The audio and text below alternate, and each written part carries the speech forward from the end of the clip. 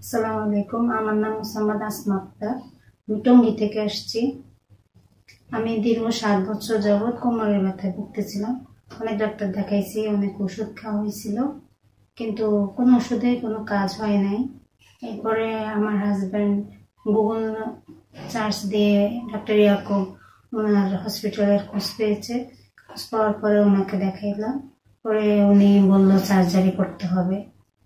এখন তারপর ওনার কাছে এসে আমরা লেজার সার্জারি করলাম, যেটাতে কোনো কাটা ছেঁড়া রক্তপাত এরকম কোনো ধরনের কোনো ভয় নাই। এখন সার্জারি করার পরে এখন আলহামদুলিল্লাহ আমি ভালো আছি। আমার এখন বর্তমানে কোনো ধরনের কোনো ব্যথা যন্ত্রণা এরকম কিছুই নেই। খুব চান, উনি খুবই একজন ভালো মানুষ।